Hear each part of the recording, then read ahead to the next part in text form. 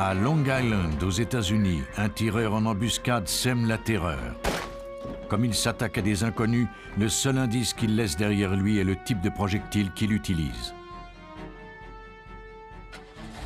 Au Kentucky, une femme disparaît et des enquêteurs tentent de la retracer.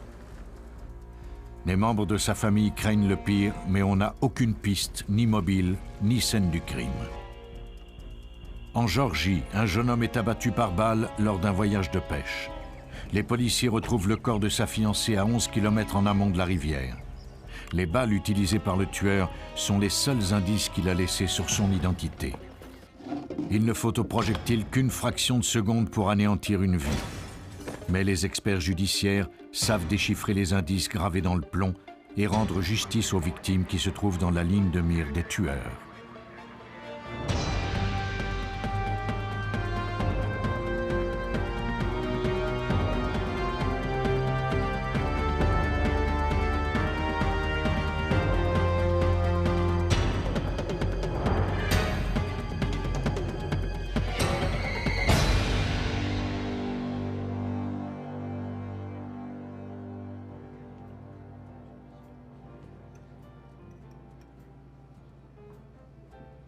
Dans cet épisode, certains noms ont été changés pour protéger l'identité des victimes et de leurs familles.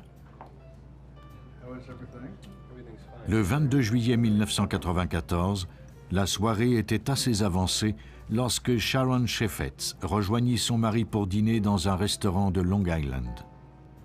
Le couple était marié depuis de nombreuses années. Le mariage de leur fille devait avoir lieu 2 semaines plus tard. Soudain, il y eut un bruit de vitres brisées et Steven s'effondra au sol. Le propriétaire du restaurant appela immédiatement la police. Après quelques minutes, des agents de la police de New York et des ambulanciers arrivèrent sur les lieux, mais il était trop tard. Steven Chaffetz était mort d'un seul coup de feu à la poitrine. Personne dans le restaurant n'avait vu le tireur. Les policiers examinèrent la scène à la recherche d'indices. La trajectoire du projectile laissait présumer que le meurtrier avait utilisé une arme très puissante et qu'il se trouvait de l'autre côté de la rue lorsqu'il avait fait feu. Pour le moment, on ignorait s'il avait tiré au hasard ou si Chaffetz était l'homme qu'il visait. Le lieutenant John Girash du service de police de Suffolk County menait cette enquête. Il commença par fouiller le passé de la victime. Dans la plupart des homicides, l'objectif premier des détectives est d'en apprendre le plus possible sur la victime. En général, c'est dans son passé qu'on découvre le mobile du crime. Les enquêteurs interrogèrent la famille et les amis de Steven Chaffetz. Il était avocat et comptable agréé et avait une excellente réputation. On ne lui connaissait pas d'ennemis. Les enquêteurs étaient perplexes. Pourquoi s'en était-on pris à lui?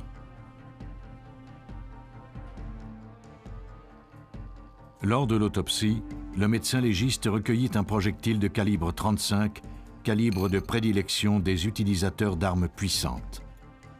Le projectile fut envoyé au laboratoire balistique pour analyse.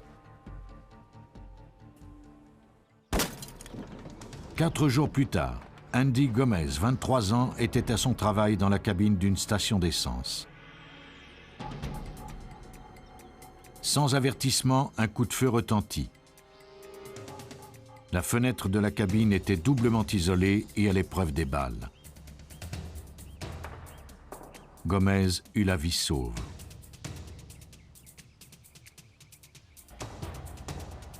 Après seulement quelques minutes, les policiers ratissèrent les lieux, mais il n'y avait aucune trace du tireur. Gomez fut incapable de fournir des informations utiles. Il n'y avait eu aucune tentative de vol et il n'avait pas vu de suspect tirer le coup de feu. La balle s'était fragmentée en percutant la vitre. C'était le seul indice dont disposaient les policiers. Ils en recueillirent les fragments et les envoyèrent au laboratoire. Dans les 2 cas, la façon de procéder du tireur était la même. Les policiers espéraient que les analyses balistiques leur apporteraient des réponses. Après avoir remarqué des similitudes entre les deux attaques, les détectives qui enquêtaient sur le cas Chaifetz modifièrent leur approche. L'enquête est devenue plus compliquée parce qu'il était évident que le mobile n'avait rien à voir avec les deux individus sur lesquels on l'avait tiré. C'était des meurtres commis au hasard. Et ces crimes sont les plus difficiles à résoudre. Les fragments de métal recueillis à la station d'essence furent envoyés au laboratoire de Suffolk County. Ils étaient trop petits pour être comparés à la balle prélevée sur Stephen Chaifetz, mais les experts parvinrent tout de même à évaluer leur contenu en métaux. Grâce à un examen au microscope, ils constatèrent qu'ils étaient d'une même couleur. De plus, les fragments et la balle étaient recouverts de cuivre.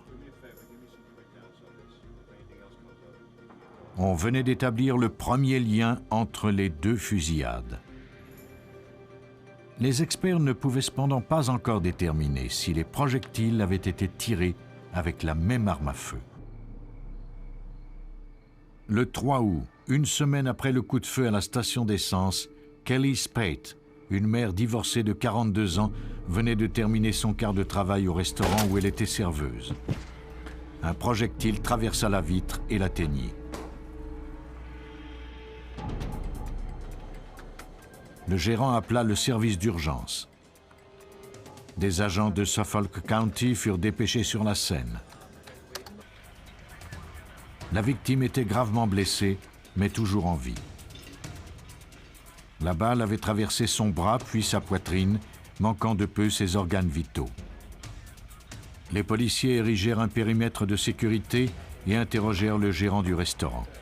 Ni lui ni aucun des clients n'avaient vu le tireur. La balle s'était logée dans un des murs. Les détectives n'avaient toujours pas de témoins, mais au moins ils disposaient d'un projectile intact qu'ils pourraient comparer.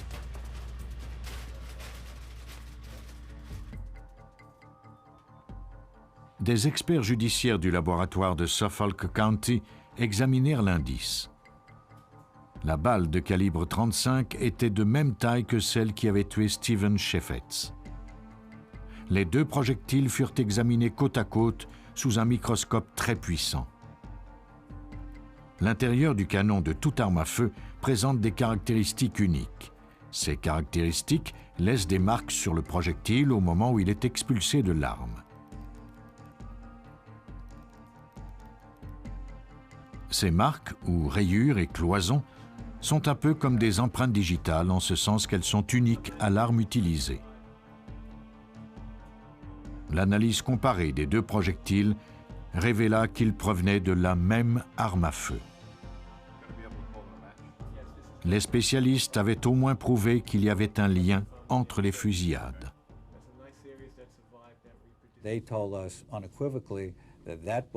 Cela démontrait sans équivoque que cette balle et celle du meurtre avaient été tirées avec la même arme. Par conséquent, les cas étaient reliés, et ce lien était un seul et même individu. Les détectives n'avaient pas la moindre idée du prochain coup du tireur. Selon John McIrome, le chef adjoint du service de police de Suffolk County, on ne disposait pas de suspect non plus. Nous n'avions personne sur qui nous pouvions enquêter, ni aucun groupe de gens. Le problème majeur était donc l'identité du tireur. Qui était-il? Comment pouvions-nous l'arrêter ou les arrêter? Et puis, comment monter une preuve contre lui ou eux? La nouvelle de ces fusillades circula rapidement et créa un vent de panique au sein de la population. Les médias locaux avaient surnommé l'assaillant le tireur de Suffolk. Les enquêteurs craignaient d'être aux prises avec un forcené qui s'attaquait à des inconnus pour le seul plaisir de la chasse. Les détectives commencèrent par dresser la liste des personnes qui possédaient des fusils de chasse de calibre 35. Ils examinèrent les casiers judiciaires des individus arrêtés depuis peu et accusés d'avoir commis des crimes à main armée. Ils demandèrent également aux éditeurs de magazines extrémistes de leur envoyer une liste de leurs abonnés dans la région de Long Island. des agents ratissèrent les quartiers des 3 fusillades. Mais les résidents n'avaient rien remarqué d'étrange.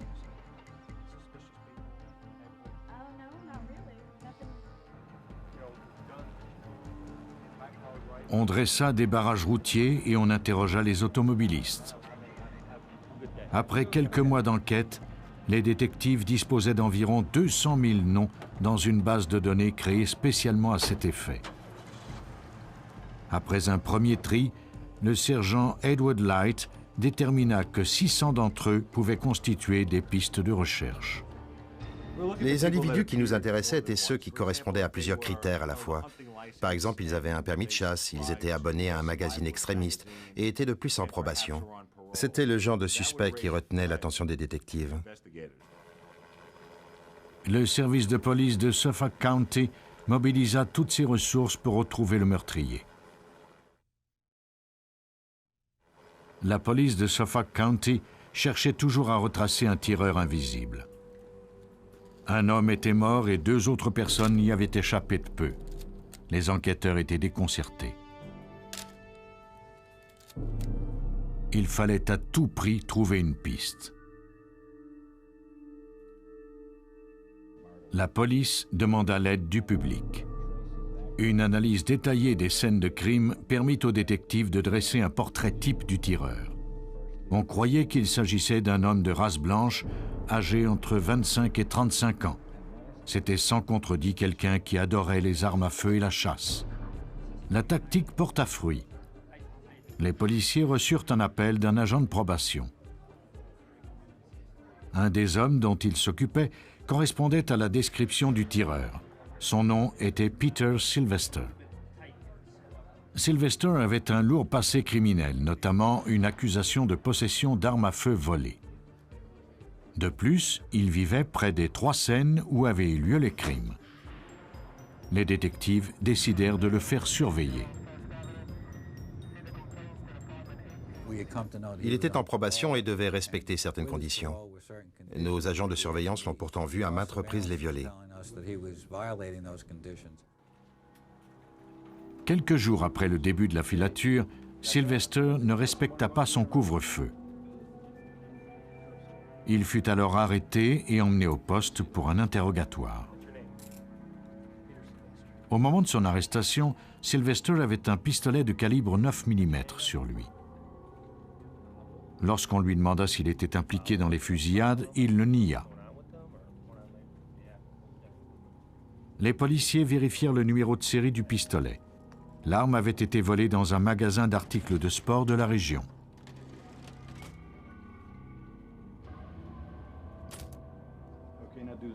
Sylvester avait violé plusieurs conditions de sa probation, sans compter qu'il était en possession d'une arme à feu volée. Les policiers n'avaient pas encore de preuves de son implication dans les fusillades, mais ils décidèrent d'en faire leur suspect numéro 1. Pour en apprendre un peu plus à son sujet, ils rencontrèrent son ancien employeur. Ce dernier leur confia que Sylvester avait laissé un fusil de chasse de calibre 410 à l'arrière de son camion de livraison. Les policiers réquisitionnèrent l'arme à feu.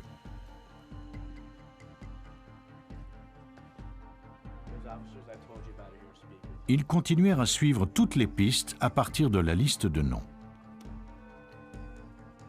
Une des pistes les conduisit à un hôpital psychiatrique où un homme avait menacé de se suicider à l'aide d'un fusil de chasse très puissant.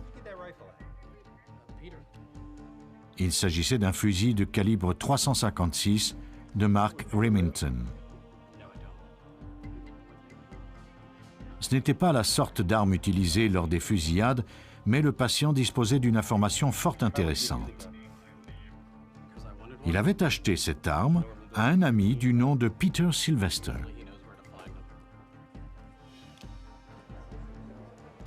Les policiers vérifièrent le numéro de série de l'arme du patient.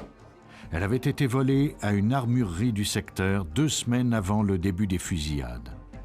Au cours de ce vol, 2 autres armes à feu avaient aussi disparu, un fusil Whelan de calibre 35 et un fusil de chasse de calibre 410.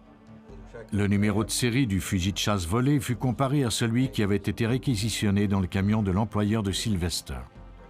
c'était le même. Quant à la troisième arme, le fusil de calibre 35, il correspondait à l'arme qui avait servi à tuer Stephen Chaffetz. Elle n'avait cependant pas encore été retrouvée. Cette troisième arme, dont nous ne disposions pas encore, correspondait à la description de l'arme recherchée. Il y avait un lien direct entre 2 des 3 armes volées et Sylvester. On pouvait aussi présumer que la troisième arme de calibre 35 était également reliée à lui. Maintenant, les détectives espéraient prouver que cette arme à feu était l'arme du crime. Ils rencontrèrent le gérant du magasin qui avait été cambriolé. Les relevés de vente indiquaient que l'arme en question avait été vendue au magasin par un autre propriétaire. Les policiers obtinrent son adresse. Ils n'espéraient qu'une chose, que l'ancien propriétaire ait conservé des balles utilisées. Dans ce cas, on pourrait procéder à une comparaison avec celles qui avaient été recueillies sur les scènes de crime. L'homme en question déclara à la police qu'il s'était déjà exercé à tirer sur un arbre pendant la saison de la chasse. Mais cela s'était passé 1 an plus tôt. S'il parvenait à retrouver l'arbre, les détectives disposeraient peut-être des preuves qu'ils cherchaient. Le détective Kevin Cronin de la section des homicides de Suffolk County était optimiste. Il nous a dit qu'il chassait dans cette montagne depuis environ 20 ans. Il était convaincu qu'il retrouverait cet arbre. Cela nous a inspiré confiance à moi et à l'équipe d'enquêteurs. Les agents suivirent l'homme dans la forêt. Il les mena droit à l'arbre qui lui avait servi de cible. Les policiers remarquèrent immédiatement les trous de projectiles et ils abattirent l'arbre.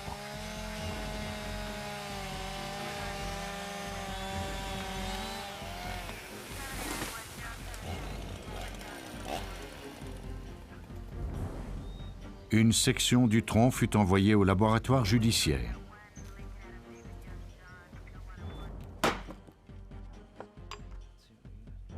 Les experts débitèrent le tronc et recueillirent quelques projectiles. Ils pouvaient maintenant les comparer à celui qui avait tué Stephen Chaffetz.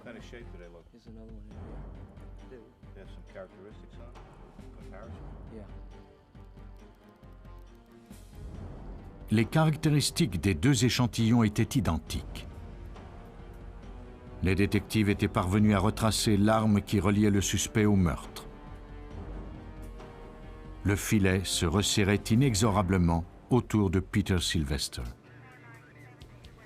La police obtint un mandat de perquisition de la maison où il vivait avec sa mère. Les agents étaient convaincus que l'arme y était cachée. Ils fouillèrent méticuleusement la maison. Le fusil Whelan de calibre 35 était caché dans l'entretoit.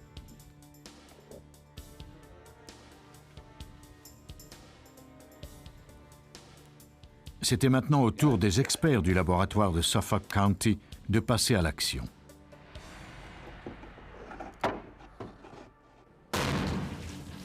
On procéda à un tir d'essai dans un réservoir d'eau.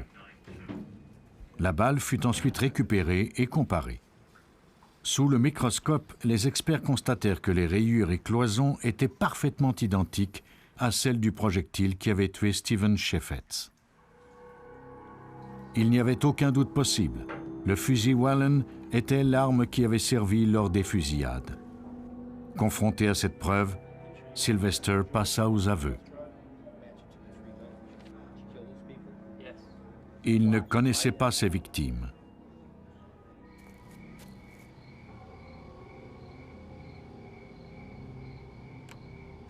Il se mettait à l'abri des regards, attendait qu'une cible se place dans sa ligne de mire et tirait.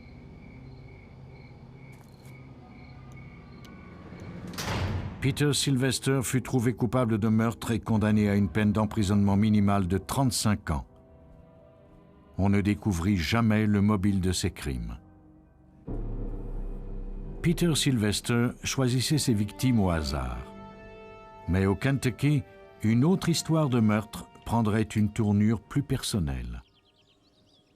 En voyant la beauté sereine du paysage, nul ne peut imaginer que Dry Ridge a été un jour le théâtre du crime parfait. Le 16 septembre 1988, les parents de Paula Doherty, 28 ans, signalèrent sa disparition à la police du Kentucky. Dans cette région rurale, la police de l'État est responsable de la plupart des enquêtes. Les parents de Paula étaient sans nouvelles d'elle depuis 2 jours.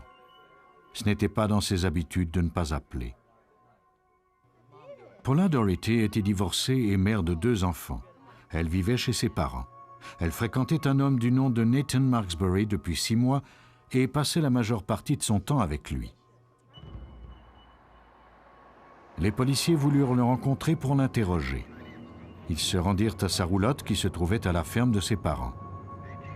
Marksbury déclara que la dernière fois qu'il avait vu Paula, c'était dans la soirée du 15 septembre, soit 3 jours plus tôt. Il s'était rendu dans un bar avec des amis. Après la fermeture, ces derniers étaient partis. Selon Marksbury, Paula avait alors téléphoné à quelqu'un dont il ignorait l'identité pour que cette personne vienne la chercher. Elle ne lui avait pas expliqué pourquoi. Ils avaient attendu ensemble à l'extérieur. Un peu plus tard, une femme à bord d'une voiture jaune ou beige s'était garée près d'eux. Paula l'avait présentée sous le nom de Shelley. Il ne l'avait jamais vue auparavant. Les 2 femmes avaient quitté les lieux à bord de la voiture et Nathan était rentré chez lui. Cette femme était la cousine de Paula ou une amie de Cincinnati. Paula ne paraissait pas bouleversée. Tout cela semblait bien mystérieux. Le sergent Ron Harrison apprit par la suite que ce n'était pas du tout le genre de Paula de disparaître ainsi sans en aviser ses proches.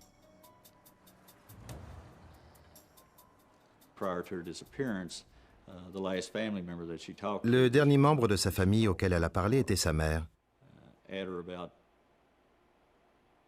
l'a appelé du bar vers 22h ou 22h30.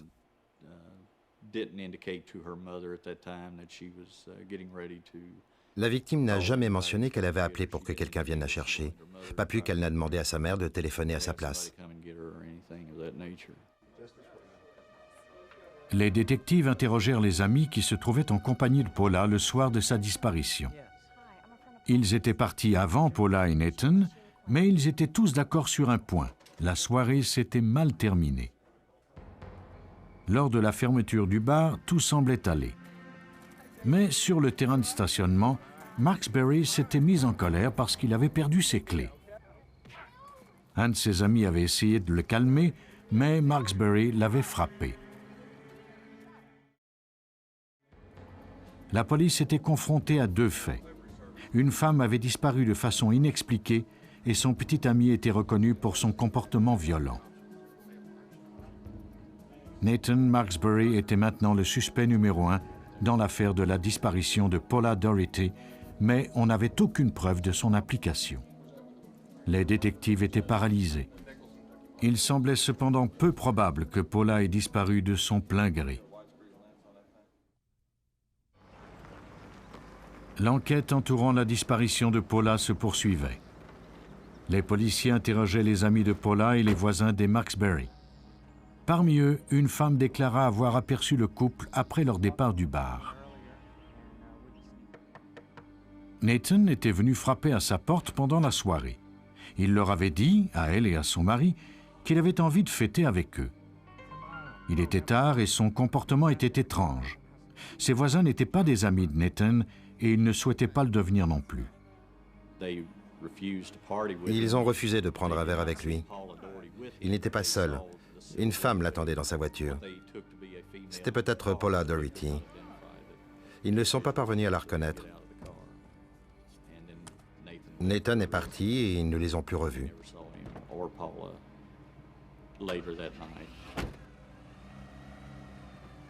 C'était un autre indice vague. Mais cela indiquait que Nathan n'était pas rentré seul à la fin de cette soirée, comme il l'avait déclaré. D'autres témoignages étaient aussi vagues et inquiétants. Des voisins, dont un agent de la police d'État, avaient aperçu Nathan travailler à la ferme après la disparition de Paula.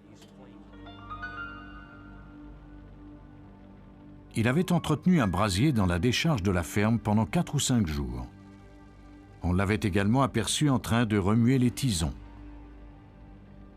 Nathan s'adonnait pourtant rarement à une activité physique de ce genre. On ne le voyait jamais travailler à la ferme. Les détectives du Kentucky croyaient que Marksbury avait détruit des indices, mais ils n'en avaient aucune preuve. Pour le savoir, il leur faudrait analyser les restes calcinés de la décharge. Malheureusement, ils ne disposaient pas de mandat de perquisition. Ils demandèrent au père du suspect la permission d'effectuer quelques recherches. À leur grand soulagement, ce dernier accepta de les laisser fouiller sa propriété, à condition qu'ils ne dérangent rien et n'entrent pas dans les bâtiments.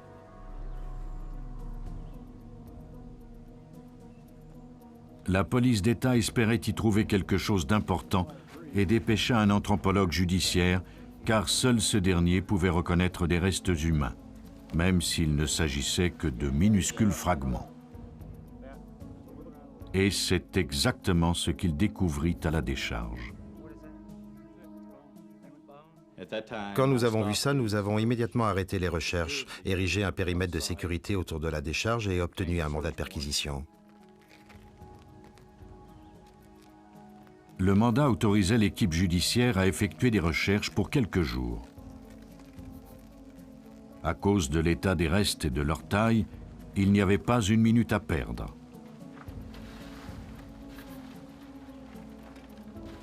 Certaines parties furent tamisées et triées. Certains ossements étaient assez gros et faciles à distinguer, d'autres étaient presque méconnaissables.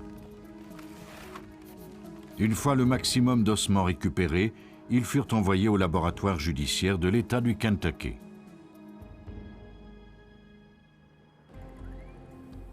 Ici, on peut résoudre une enquête à partir du plus petit indice et fabriquer des preuves solides.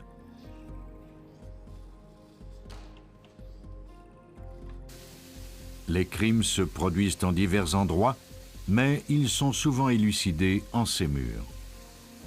L'anthropologue judiciaire doit cependant littéralement remettre les morceaux en place pour découvrir l'identité de la victime et déterminer ce qui est arrivé.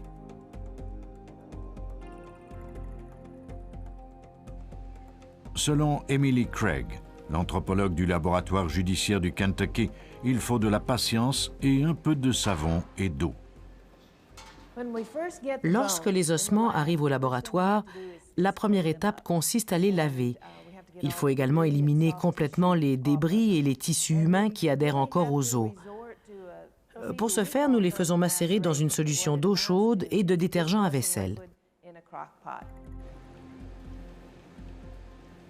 Une fois nettoyés, les ossements sont ensuite examinés afin de déterminer s'ils proviennent tous d'un même individu. Ce n'est pas facile. Le feu, la manipulation altèrent les os qui sont un matériau fragile. Il faut alors les yeux d'un expert pour évaluer le degré de détérioration. Un des problèmes que l'on rencontre avec les ossements brûlés et fragmentés, c'est qu'un individu d'1,80 m peut se retrouver dans une boîte de cette dimension. La chaleur modifie la taille, la forme, la couleur et les rend friables. La plupart du temps, on peut tout de même fouiller dans les cendres et trouver assez d'ossements pour identifier la victime et découvrir quel traumatisme elle a subi. Dans ce cas-ci, le laboratoire judiciaire disposait de suffisamment d'indices. La taille des ossements et la forme du bassin indiquaient qu'il s'agissait d'une femme. Maintenant, il faudrait tenter de déterminer si c'était Paula Doherty. Pour procéder à son identification, les experts se basèrent sur les dents de la victime recueillies à la ferme des Marksbury. Les dents peuvent résister à une chaleur très intense et, comme elles sont petites, elles échappent souvent à l'attention du meurtrier. Celle-ci correspondait exactement à celle du dossier dentaire de Paula Doherty. On l'avait enfin retrouvée. Il fallait toutefois prouver qu'il y avait eu homicide. En effet, une fois les ossements identifiés, Nathan Marksberry téléphona aux policiers pour déclarer que Paula s'était tuée et qu'il s'était débarrassé du corps parce qu'il était convaincu que personne ne le croirait. Les détectives doutaient de la véracité de ces déclarations, mais le sergent Harrison craignait que le jury ne partage pas leur opinion. On travaille sur une enquête non pas pour réussir à accuser quelqu'un, mais pour le faire condamner, et avec une preuve capable de tenir la route, même en appel.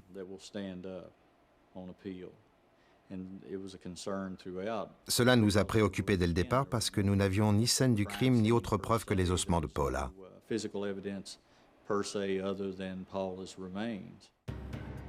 Marksberry avait déclaré que Paula s'était tiré une balle dans la tête et il avait même remis l'arme présumée du suicide.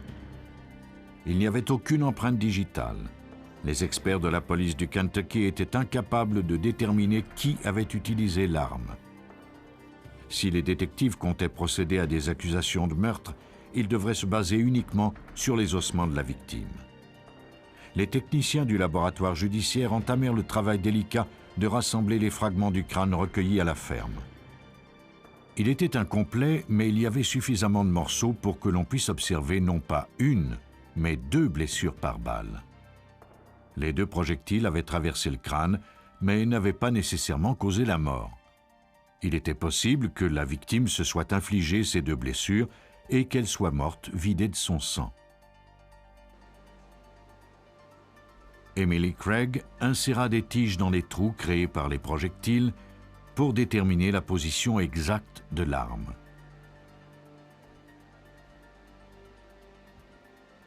Elle découvrit que Paula n'avait tout simplement pas pu diriger l'arme sur sa propre tête selon ses angles. Quelqu'un d'autre avait appuyé sur la détente. Les policiers étaient convaincus que cette personne était Nathan Marksberry. Il disposait de l'arme et avait tenté de détruire le corps.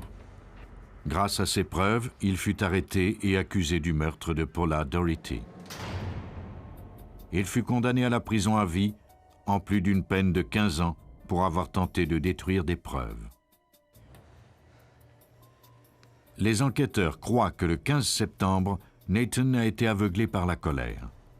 Il a assassiné Paula, puis tenté de camoufler son geste. La violence de Marksberry l'a poussé à s'en prendre à la personne la plus près de lui.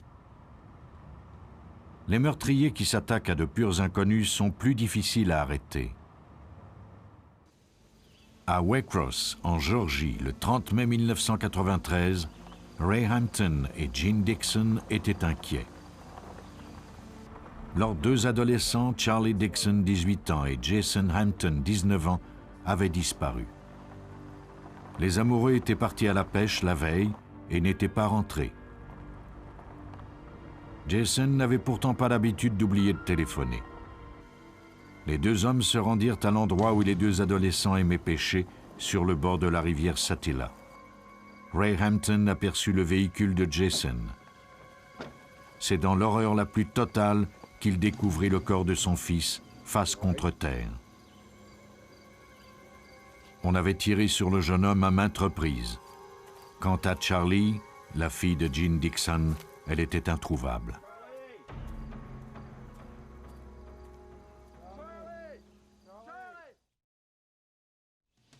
Après avoir découvert le corps de son fils assassiné sur le bord d'une rivière de Géorgie, Ray Hampton communiqua par radio au bureau du shérif de Ware County. La petite amie de son fils n'avait pas été retrouvée. Les policiers érigèrent un périmètre de sécurité autour du secteur et examinèrent attentivement la scène du crime. Ils cherchaient des indices sur l'identité du meurtrier. Jason Hampton avait été atteint dans le dos. Plusieurs douilles de calibre 22 furent récupérées sur le sol près de son corps. On se mit ensuite à la recherche d'empreintes dans son véhicule, mais il n'y en avait aucune. Ses cannes à pêche avaient disparu. Les policiers fouillèrent également la rive, mais il n'y avait aucune trace de Charlie Dixon. Ils téléphonèrent ensuite au bureau d'enquête de l'État afin qu'on leur envoie des renforts. C'est l'agent spécial Bill Butler qui répondit à l'appel. Dès le départ, nous savions que cette enquête était importante.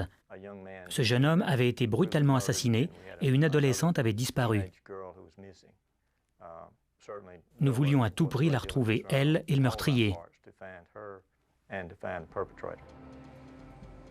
Les policiers formèrent plusieurs équipes pour se mettre à la recherche de Charlie dans la forêt le long de la rivière Satilla, mais n'eurent pas de chance. Ils refusèrent cependant d'abandonner.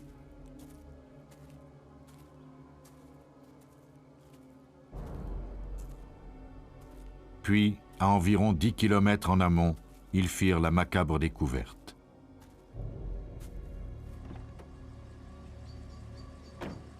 Le corps nu de Charlie Dixon gisait par terre.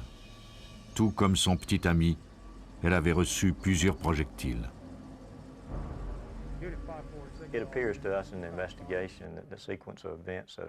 Il nous est apparu évident que les événements se sont déroulés comme suit. Jason et Charlie ont été tués par balle sur la scène du crime.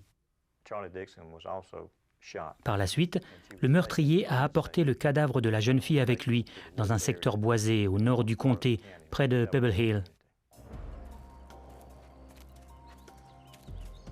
En moins de 2 heures, les policiers analysaient la seconde scène du crime.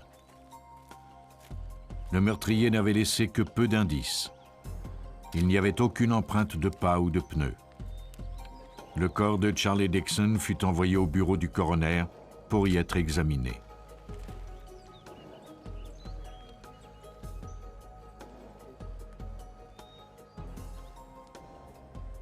Le médecin légiste constata que la jeune femme avait été agressée sexuellement.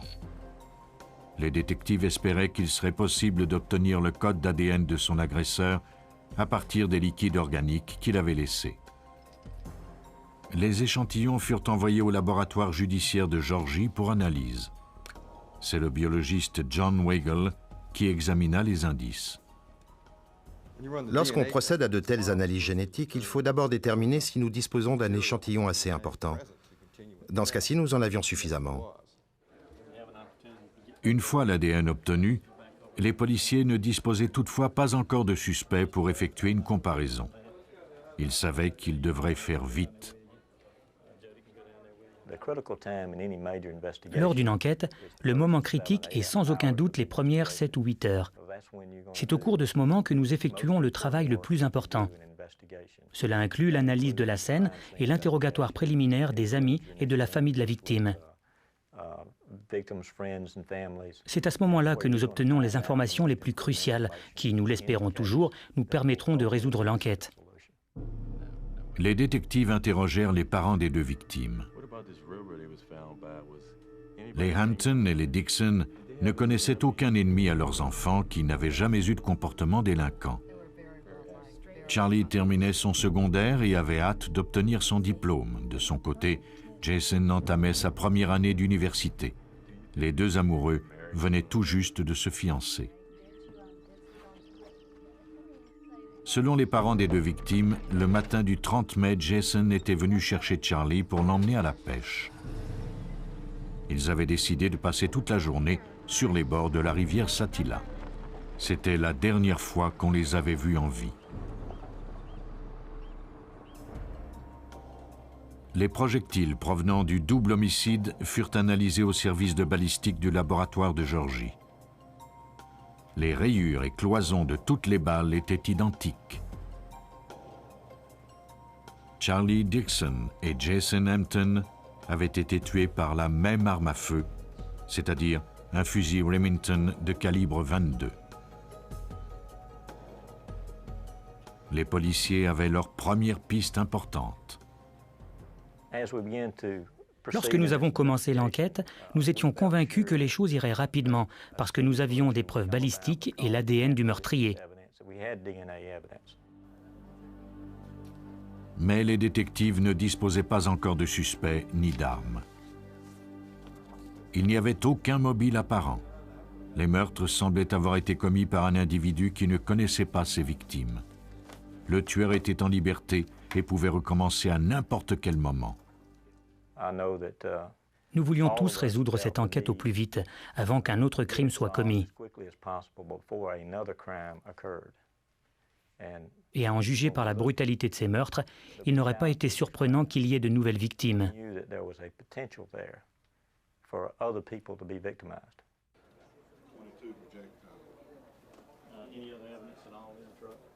On demanda la collaboration des services de police de la région pour vérifier les rapports de tout crime violent commis récemment.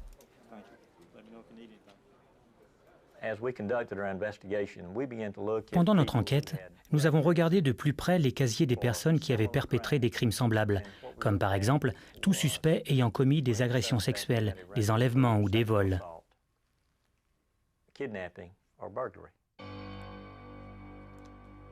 La police interrogea des centaines de suspects potentiels. 60 d'entre eux acceptèrent de donner volontairement des échantillons de leur ADN.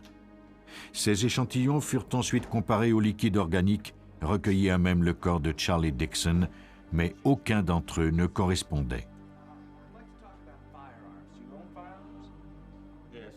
L'enquête ne progressait plus. C'était particulièrement frustrant parce qu'aucun des suspects ne nous avait donné une piste. Nous nous demandions même si nous serions capables de résoudre cette enquête.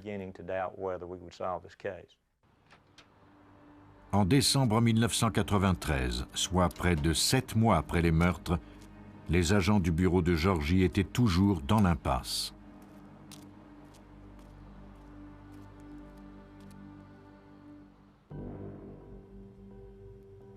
Les détectives de Waycross, en Géorgie, faisaient tout ce qui était en leur pouvoir pour résoudre le double homicide brutal d'un jeune couple. Le nombre de suspects potentiels s'élevait maintenant à plus de 1000. Il faudrait beaucoup de temps pour retrouver le meurtrier. Tous les jours, lors des rencontres de l'escouade, nous nous encouragions à être patients, à poursuivre nos démarches, à suivre toutes les pistes, à tout noter et surtout à continuer jusqu'à ce que nous trouvions le responsable de ces meurtres brutaux. La patience des policiers finit par porter fruit. La réponse se trouvait dans la prison de la région. Un homme n'avait pas respecté les conditions de sa probation et venait d'être remis derrière les barreaux. L'homme en question avait menacé de tuer sa mère et son frère à l'aide d'un fusil de chasse. Il s'appelait Billy Daniel Rollerson. Une vérification de ses antécédents révéla que Rollerson était en libération conditionnelle après avoir été emprisonné pour vol. Les détectives l'interrogèrent au sujet des meurtres. Ce dernier déclara ne pas savoir de quoi il parlait. Avant de lui donner congé, les policiers lui demandèrent de soumettre un échantillon de sang. Rollerson accepta.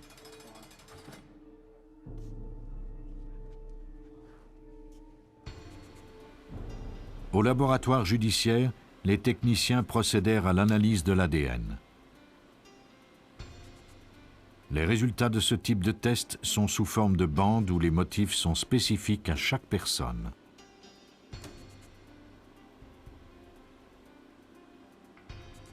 L'ADN de Rollerson fut ensuite comparé à celui qui avait été recueilli sur le corps de Charlie Dixon. Une analyse par ordinateur confirma que les deux codes génétiques étaient identiques. La police obtint un mandat de perquisition de la résidence de Rollerson. On y trouva 2 cannes à pêche. L'une d'elles appartenait à Jason Hampton. Il y avait également un fusil de chasse Remington de calibre 22, modèle 66, qui avait été démonté. Les policiers espéraient que l'arme serait compatible avec les balles recueillies sur la scène du crime. L'arme fut assemblée et envoyée au laboratoire balistique pour y être examinée.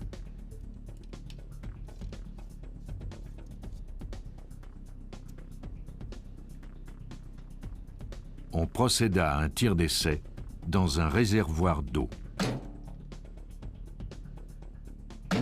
L'eau a pour effet de ralentir le projectile sans l'abîmer, laissant ainsi les rayures et cloisons intactes. Il n'y avait aucun doute. Les balles qui avaient tué les 2 victimes avaient été tirées avec cette arme à feu.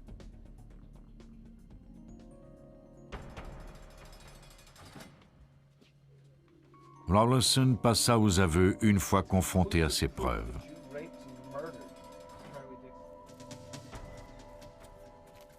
Il déclara au détective qu'il avait pris Jason et Charlie en filature au moment où ils partaient à la pêche.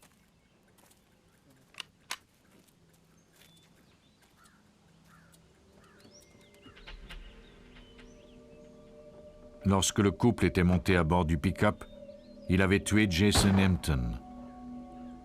Il avait ensuite violé et tué Charlie Dixon. Le 5 mars 1994, Billy Daniel Rawlinson fut condamné à la chaise électrique.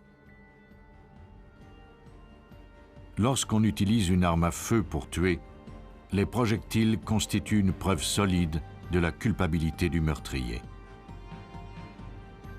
Les experts en balistique décodent les indices gravés dans le plomb pour ainsi rendre justice aux victimes qui se trouvent dans la ligne de mire des tueurs.